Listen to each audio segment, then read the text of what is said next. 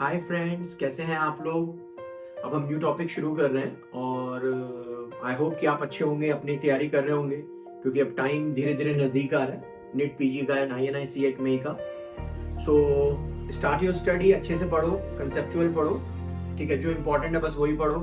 बेकार टॉपिक पढ़ने की कोई जरूरत नहीं है आपको। पढ़ो अच्छी इंपॉर्टेंट टॉपिक, उसको रिवाइज ज्यादा करो, कंसेप्चुअल पढ़ो।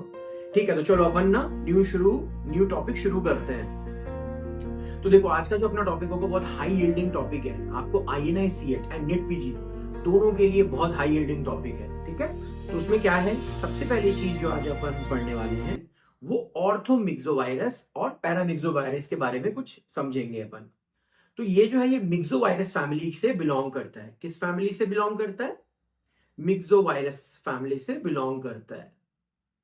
तो जब मिक्सोवायरस फैमिली की बात होगी तो वो दो पार्ट में बदलता है। आपको पहला ऑर्थोमिक्सो एंड दूसरा पैरामिक्सो। तो सबसे इंपॉर्टेंट चीज क्या है ऑर्थोमिक्सो में सबसे इंपॉर्टेंट जो फैक्टर है वो है आपको इसका एग्जांपल इन्फ्लुएंजा। और पैरामिक्सो का जो इंपॉर्टेंट एग्जांपल्स है वो है आपको कॉमन MM। ठीक है, यानी मिजल्स, मम्प्स,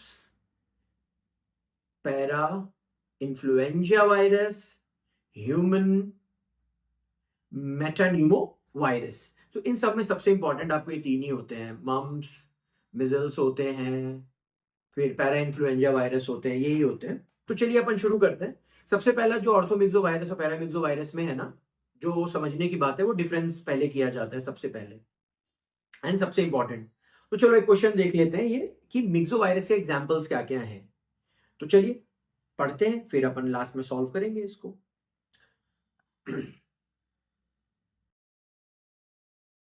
तो मिक्सो वायरस का जब आप सुनोगे तो उसमें सबसे पहला कॉमन इंपॉर्टेंट क्या है? Orthomyxo virus.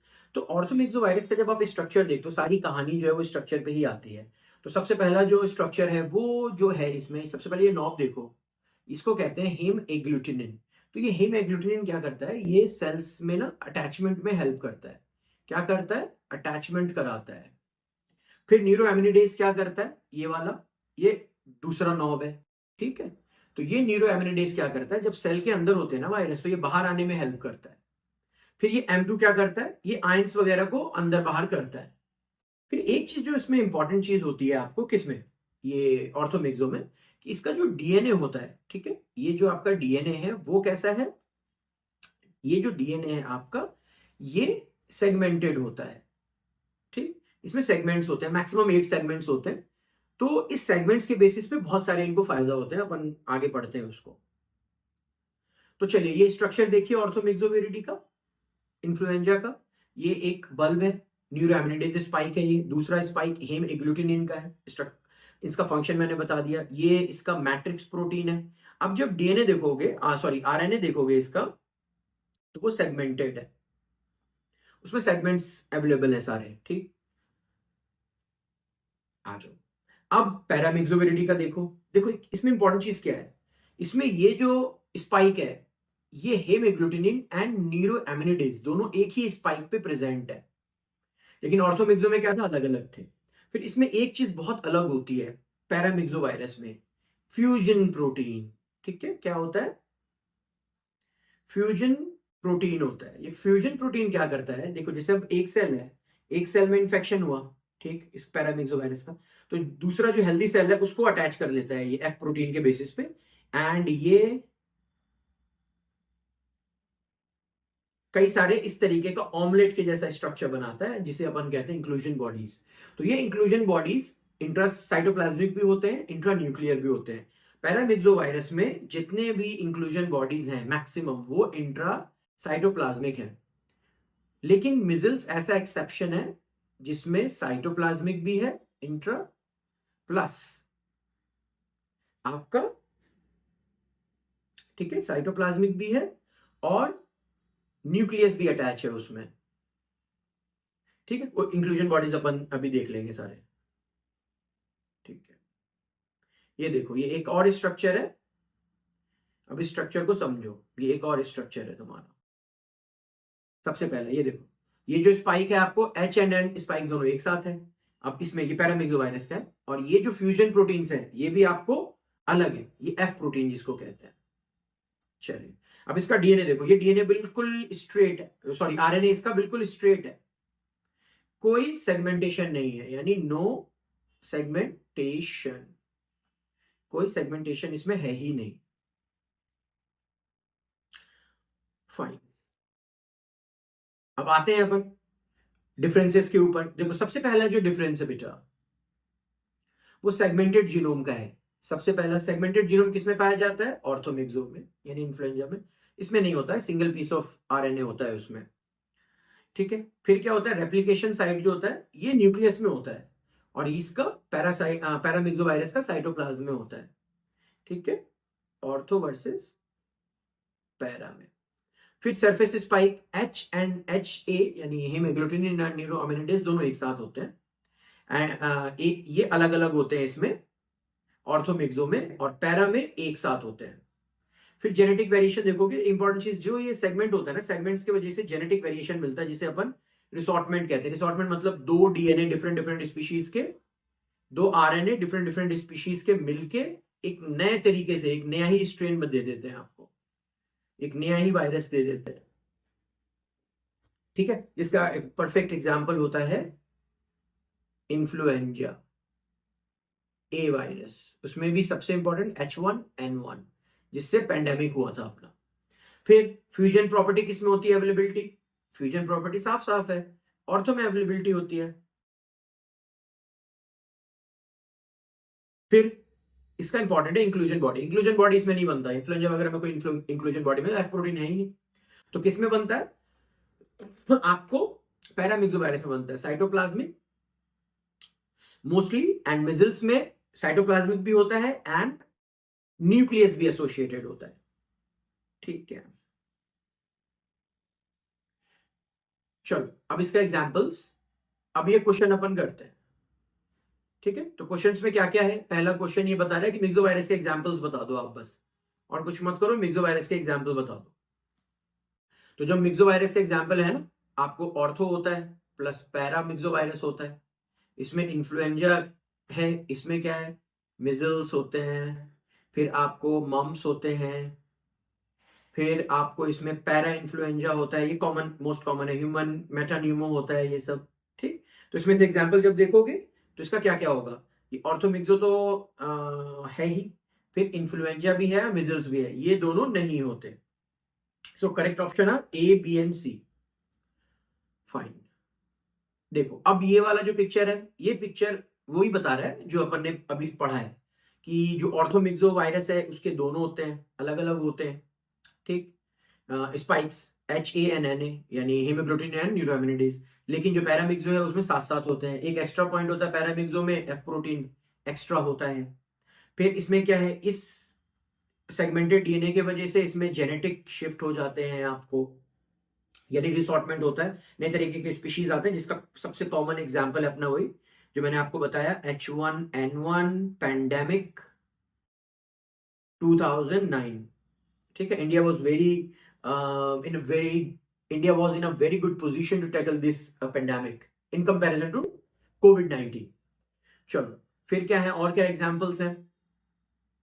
फिर आपको पैरामिक्सो वायरस के जो एग्जांपल्स हैं वो हैं measles, mumps, RSV, para influenza, ये सारे आपको इंपॉर्टेंट एग्जांपल्स होते हैं, ये बता रहे हैं आपको एग्जांपल्स के लिए इस स्क्रीन चार्ट के थ्रू। फिर देखो ये एकदम पिक्टोग्राफिक है, जिससे आपको पूरा समझ में आ जाए, ऑर्थोमिक्सो यानी इन्फ्लुएंजा एंड पैरामिक्सोविरिडी में।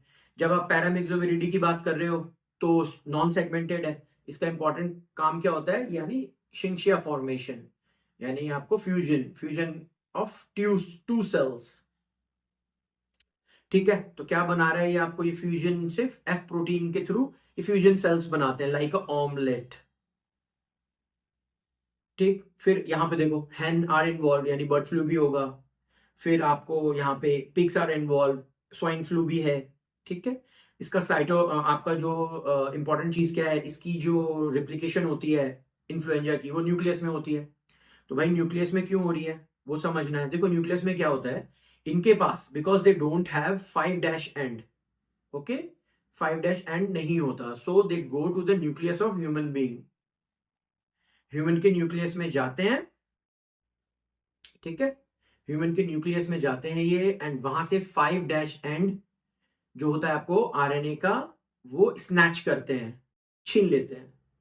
ठीक, तो इसीलिए इसको कहा जाता है कैप स्नैचिंग। ठीक है,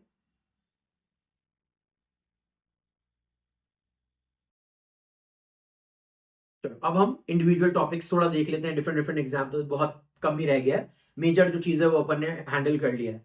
चलो, इन्फ्लुएंजा, इन्फ्लुएंजा के जो कितने टाइप्स होते हैं, लाइफ साइकिल देखो इसमें क्या है बता रहा है। देखो ये एम्स में आया हुआ क्वेश्चन है, तो सबसे पहली चीज आप यहाँ देखो, एक पिक्चर वगैरह दे रखा है इसमें, तो जब आप देखोगे तो ये आपको वायरस दे रखा है, इसमें देखो NaHA है, तो जैसे NaHA आए आपको तो कुछ और देखना भी नहीं है, वो आंसर क्या चला जाता है डायरेक्ट आपका इन्फ्लुएंजा ए, और पैरा इन्फ्लुएंजा में NaHA अलग अलग होता ही नहीं।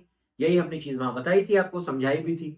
चलो ठीक है, अब इसमें ये आया, अंदर अंदर गया, फिर ये बता रहा है कि जो न्यूक्लियस में जाके रेप्लिकेशन हो रहा है, जो कि इन्फ्लुएंजा में होता है। ठीक है, एंड कैप स्नैचिंग मैंने आपको समझाया इस केस में, कैप स्नैचिंग। ठीक है, चलो अब माइक्रोबायोलॉजी समझो, अभी मैक्सिमम चीजें हमने समझ गई, अब इंडिविजुअल समझते हैं। इन्फ्लुएंजा 3 पार्ट में डिवाइड है, influenza A, B and influenza C. Influenza C के 7 सेगमेंट होते हैं, बाकी ए एंड बी के 8 सेगमेंट होते हैं। ठीक है, फिर न्यूक्लियस में इसका रेप्लिकेशन होता है, कैप स्नैचिंग प्रोसेस मैंने बता दिया, ये INICH 2022 में पूछा हुआ था। ठीक है, अब इंपॉर्टेंट चीज और जो क्वेश्चन इससे पूछा जाता है, जो मिक्सोवायरस होते हैं वो नेकेड होते हैं, and negative sense single standard RNA होता है। ये कई बार पूछा हुआ है आपको, काफी क्वेश्चन आए हुए रिसेंट में भी, तो ये आप याद रखना, myxovirus is single standard RNA, negative sense. ठीक है, फिर ये आपको स्ट्रक्चर है, ऑर्थोमिक्सो का मैंने आपको बता दिया, 2 इंपॉर्टेंट होते हैं, उसमें HA होता है, Na होता है। ये आपको एंट्री में हेल्प करता है, ये एग्जिट में हेल्प करता है वायरस के। ठीक है, उसके बाद क्या होता है, 2 तरीके का होता है ये। ठीक, HA है और Na है। ठीक है, फिर एम प्रोटीन इतना इंपॉर्टेंट रोल नहीं है, तो इसमें इंपॉर्टेंट क्या है आपको कि ये आयंस के लिए होता है। ठीक, इसमें सेगमेंट्स होते हैं DNA में, वो अपन ने पढ़ लिया है पहले, सेगमेंट होते हैं इसके RNA में, सॉरी। चलो, अब HA क्या करता है, Na क्या करता है, M2 क्या करता है, मैंने बता दिया। फिर अब देखो ये क्वेश्चन समझिए, एम्स में फिर से आया हुआ है, एंटीजेनिक ड्रिफ्ट के ऊपर ये क्वेश्चन है कि ट्रू अबाउट एंटीजेनिक ड्रिफ्ट। वो पूछ रहा है कि ट्रू क्या है, कि कॉज्ड बाय इन्फ्लुएंजा ए है, लीड टू सीजनल एपिडेमिक है, लीड्स टू पेंडेमिक है, arises due to frame shift mutation है, क्या इसमें इंपॉर्टेंट है ये एंटीजेनिक ड्रिफ्ट के रिस्पेक्ट में। चलो तो पढ़ लेते हैं antigenic drift and antigenic shift क्या होता है इसमें। तो जब आप एंटीजेनिक ड्रिफ्ट और एंटीजेनिक शिफ्ट की बात करोगे, ड्रिफ्ट छोटा होता है, यानी पॉइंट म्यूटेशन हो जाता है उसमें RNA में, और उससे आपको दिक्कत होती है। लेकिन जो आपका शिफ्ट है उसमें रिसॉर्टमेंट होता है, यानी 2 RNA अलग अलग स्पीशीज के अटैच हो जाते हैं एंड न्यू स्ट्रेन बनाते हैं, बिल्कुल कंप्लीटली। तो वो रिसॉर्टमेंट है, वो बिग चेंजेस लेके आता है आपको। ठीक है, ये माइनर चेंजेस है, ये अब्रप्ट एंड मेजर चेंजेस है। ठीक है, ये हर साल, 1 साल 2 साल पे होता है, लेकिन ये कभी कभी होता है, हमेशा नहीं होता। ये कब हुआ आपको, अगर वैसे देखोगे तो 2009 में H1N1 हुआ, स्वाइन फ्लू जिसको कहते थे अपन। ठीक है, ये क्या करता है एंटीजेनिक ड्रिफ्ट, ये आपको एपिडेमिक्स कॉज करता है, एंटीजेनिक शिफ्ट आपको पैंडेमिक कॉज करता है। इंपॉर्टेंट चीज क्या है, एंटीजेनिक ड्रिफ्ट आपको तीनों करते हैं, A B and C influenza के, लेकिन जो शिफ्ट है आपका वो सिर्फ और सिर्फ इन्फ्लुएंजा ए करता है, और कोई नहीं करता। ठीक है, क्यों करता है, क्योंकि सिर्फ इन्फ्लुएंजा ए जो है आपका एनिमल रिजर्वायर है, जब इंटरेक्शन होगा एनिमल एंड ह्यूमन के बीच में, तभी तो 2 डिफरेंट स्पीशीज के RNA के सेगमेंट में इंटरेक्शन भी होगा, क्योंकि इसका सेगमेंट तो आपको वो है, क्या कहते हैं, फ्रेगमेंटेड है, इसलिए। चलिए, अभी फोटो देख लो एक, फोटो में क्या क्या बता रहा है वो देखो। ये बता रहा है पहला जो है एंटीजेनिक ड्रिफ्ट के बारे में, थोड़ा सा आउटर स्पाइक प्रोटीन पे हल्का चेंज हो गया, तो ये पर्पल कलर का था, इसमें थोड़ा येलो कलर हो गया, तो थोड़ा चेंजेस आ गया, थोड़ा बहुत चेंज करके एपिडेमिक करके छोटा मोटा दिक्कत करके ये सेट हो गया। लेकिन देखो अब यहाँ देखो, ह्यूमन जो आपका एंटीजेनिक शिफ्ट कैसे हो रहा है, ये ह्यूमन इन्फ्लुएंजा वायरन है, ये आपको एनिमल का है, ये दोनों मिलके एक साथ मिलके कुछ अलग ही नया बना रहे हैं, दैट इज जेनेटिक रिसॉर्टमेंट। ठीक है, ठीक, उसके बाद क्या है, इसका जो सबसे इंपॉर्टेंट जो डायग्नोसिस है वो समझ लेना है आपको। इसमें जो सबसे इंपॉर्टेंट डायग्नोसिस है गोल्ड स्टैंडर्ड, वो अपन आरटीपीसीआर ही करते हैं या वायरल कल्चर भी करते हैं, पर वायरल कल्चर बहुत लंबा प्रोसीजर है यार, we can not do in routine laboratory. फिर उसके बाद आपको ये इन्फ्लुएंजा डायग्नोस्टिक टेस्ट भी होता है, छोटा सा एलाइजा वगैरह भी कर सकते हो, लेकिन जनरली यार आज की डेट में पीसीआर ही होता है आपको क्या कहते हैं इन्फ्लुएंजा या मिक्सो वायरसेस का मैक्सिमम। ठीक है, अब दूसरी चीज क्या होती है इसमें, हेम एग्लूटिनिन इनहिबिशन टेस्ट। ये क्या होता है हेम एग्लूटिनिन इनहिबिशन टेस्ट? ये अर्लियर किया जाता था, ठीक है, इनहिबिशन कर देते थे एंटीजन एंटीबॉडी रिएक्शंस को, तो उतना जानने की जरूरत नहीं, आपको बस एच आई का पता होना चाहिए कि क्या होता है इसका। ये टेस्ट किया जाता था, सीरोलॉजिकल पोर्शन में आता है। ठीक है, अब दो चीज जो क्वेश्चंस आए हुए हैं पहले भी, वो ये है कि कॉम्प्लिकेशन। देखो, जब आपको वायरल निमोनिया कोई सा भी होगा, उसके बाद अगर फिर से निमोनिया हो रहा है कुछ दिन बाद, 10 दिन 15 दिन 20 दिन बाद, तो वो एक इंपॉर्टेंट मेजर बैक्टीरिया वजह से होता है। वो कॉमन बैक्टीरिया होता है आपका स्टेफ ऑरियस, मोस्ट कॉमन होता है। ठीक है, फिर उसके बाद रेई सिंड्रोम्स क्या होता है, मान लो कि आपने क्या कहते हैं वायरस अंदर ही है, उसके बाद एस्पिरिन वगैरह देते हैं हम, दर्द वर्द बॉडी पेन वगैरह भी होता है ना इसमें, तो एस्पिरिन वगैरह देते हैं, तो एस्पिरिन जैसे ही लेगा ना वो उसको इश्यूज आने लगेंगे। हाँ, क्या होगा, उसको लिवर इश्यूज आने लगेंगे, डिफरेंट डिफरेंट बॉडी अल्टरेशन होगा, तो उन सब चीज को हम रेई सिंड्रोम में डालते हैं। ये क्वेश्चन पूछा हुआ है। ठीक है, चलो अब ये क्वेश्चन हम एक बार पढ़ लेते हैं, जो अपन ने पढ़ा है उसका आंसर आप कर ही लोगे। 70-year-old women refuse to take influenza influenza vaccine, उसने लिया नहीं, एक हफ्ते बाद उसकी डेथ हो गई निमोनिया से। ठीक है, उसको पहले निमोनिया हो गया था, इन्फ्लुएंजा पहले हुआ था उसको। तो वो ये पूछ रहा है, और एम्स का ये क्वेश्चन है कि most common cause of post influenza pneumonia का मोस्ट कॉमन कॉज क्या होता है, तो अपन ने पहले ही पढ़ रखा है, स्टेफिलोकोकस ऑरियस। ठीक है, तो ये ध्यान रखना आपको, पोस्ट इन्फ्लुएंजा पोस्ट वायरल के बाद जब भी कोई निमोनिया वगैरह होगा तो वो किसके वजह से होगा, वो सिर्फ और सिर्फ स्टेफिलोकोकस ऑरियस की वजह से होगा। फिर चलो अब इसका मैनेजमेंट समझते हैं। मैनेजमेंट समझने के लिए आपको इसका मैकेनिज्म ऑफ एक्शन समझना होगा। देखो, जो हमने पढ़ा था ना, ओसेल्टामिविर जो होता है आपको, ये ओरल ड्रग होता है, मोस्टली बहुत 5 डेज के लिए यूज किया था, 75 mg अप्रोक्स, तो ये यूज होता है खूब। ठीक, ये क्या करता है, न्यूरो एमिनिडेज इनिबिटर, बहुत बार आया हुआ है नीट पीजी 2018 ने, अभी रिसेंटली भी पूछते रहते हैं। ये जो जानामेविर है, ये इनहेलेशनल आया है, ये इनहेलेशन करो अच्छा हो जाएगा, कोई दिक्कत नहीं। तो इसका जो एक्शन है इन्फ्लुएंजा ए इन्फ्लुएंजा बी दोनों पे है। पहले चलता था आपको एमेंटिडीन करके और रिमेटिडीन करके ड्रग चलता था, वो M2 आयन चैनल इनिबिटर होता था, पर वो रेजिस्टेंट काफी हो गया, लेकिन वो सिर्फ इन्फ्लुएंजा ए पे एक्टिव है, लेकिन आजकल इन्फ्लुएंजा बी भी है, सी भी आता है।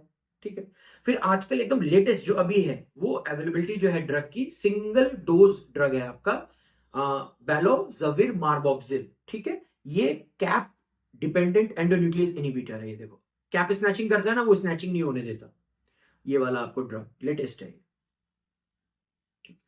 चलिए, ये स्ट्रक्चर है आपका, यही चीज बताया मैंने।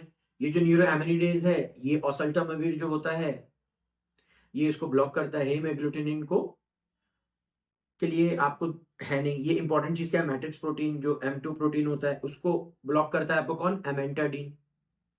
ये कुछ और आपको ड्रग्स हैं, सबसे इंपॉर्टेंट चीज होता है इन्फ्लुएंजा ए पे एमेंटाडीन और रिमेंटाडीन, इन्फ्लुएंजा ए पे इफेक्टिव है ओसल्टामाविर, और ये सारे जो है आपको ओसल्टामाविर और जानामेविर जो हमने पढ़ा, जो इनहेलेशनल होता है। पेरामेविर आईवी ड्रग यूज किया जाता है। बेलोक्सोविर जो भी लेटेस्ट आया है, ये ओरल होता है, ये आपको कैप इनहिबिटर होता है। ठीक है, तो अब इंपॉर्टेंट चीज क्या है, एज ग्रुप आप कौन कौन सा दे सकते हो, तो ओसेल्टामिविर आप आराम से 2 वीक से बड़े वालों को दे सकते हो। ठीक है, लेकिन यहाँ ज़ैवानामेविर देखोगे तो 5 साल से बड़े होने चाहिए, पैरामेविर 2 साल से बड़े होने चाहिए कम से कम। इन सबका जो मेविर मेविर वाले जितने भी हैं, उन सबका आपको न्यूरोएमिनिडेज इनहिबिटर इसका इंपॉर्टेंट है। M2 इनहिबिटर आपको इसका होता है, एमेंटाडीन का। रेजिस्टेंस जो है इसमें काफी ज्यादा आ चुके हैं एमेंटाडीन वगैरह में, अभी इसमें नहीं है। ठीक है, ठीक है, स्ट्रेन्स एंड वैक्सीन, ये देखो अभी अब हमारे पास जो अवेलेबल है ना, वो ट्राइवेलेंट वैक्सीन अवेलेबल है and live attenuated vaccine available है इंट्रानेजल। ठीक है, ये क्या करता है, नोज में रेप्लिकेट करता है, लंग तक नहीं जाता, तो नेजली आराम से ले सकते हैं उसको। फिर जो ट्राइवेलेंट एंड क्वाड्रावेलेंट वाले हैं, उसका क्या सीन है ये समझो, ये किल्ड वैक्सीन होते हैं। ठीक है, इंट्रामस्कुलर इंजेक्शन के थ्रू दिए जाते हैं। ठीक है, अभी जो लेटेस्ट में चल रहा है वो ट्राइवेलेंट ही चल रहा है, ट्राइवेलेंट वैक्सीन दिया जाता है, क्वाड्रावेलेंट अपन ज्यादा यूज नहीं कर रहे हैं, उसके पीछे रीजन है बताता हूँ। देखो, ये डिफरेंट डिफरेंट स्ट्रेन्स हैं आपको जो अवेलेबल है। ठीक है, तो कौन कौन से स्ट्रेन्स आपको अवेलेबल है, पहला स्ट्रेन है नॉर्दर्न हेमिस्फेयर का। ठीक है, इन्फ्लुएंजा ए में इस तरीके के स्ट्रेन्स है, रटने की जरूरत नहीं, बस आपको समझना है। बी में इस तरीके के स्ट्रेन्स है, विक्टोरिया स्ट्रेन्स है। ठीक है, ठीक है, साउदर्न हेमिस्फेयर में भी डिफरेंट डिफरेंट स्ट्रेन्स हैं आपको। ठीक है, विक्टोरिया स्ट्रेन, H1N1 H3N2 वाले स्ट्रेन सारे, ठीक। अब इंपॉर्टेंट चीज क्या होता है, बी जो होता है आपको, वो क्या होता है आपको, यामागाटा स्ट्रेन एक और स्ट्रेन हुआ करता था, अब ये नहीं पाया जाता यामागाटा स्ट्रेन, ठीक है। तो ये यामागाटा स्ट्रेन जो नहीं पाया जाता उसका क्या है, इसी वजह से जो है हम ट्राइवेलेंट ही यूज कर रहे हैं, यानी कि ये वाले जिसमें H1N1 एसोसिएटेड होगा, ठीक है, फिर उसमें H3N2 एसोसिएटेड होगा, विक्टोरिया एसोसिएटेड होगा। यामागाटा अवेलेबल है ही नहीं कहीं पे भी, क्योंकि कोविड के बाद ये नहीं पाया जा रहा है यामागाटा, तो इसलिए ट्राइवेलेंट ही अपन यूज करते हैं। तो trivalent influenza vaccine contain all except, तो इसका आंसर आपको पता होना चाहिए कि क्या है क्या नहीं है, ठीक है। इन्फ्लुएंजा बी तो है ही, H2N1 नहीं होता, इतना कॉमन नहीं है इसलिए, ठीक है। H3N2 H1N1 सब होता है।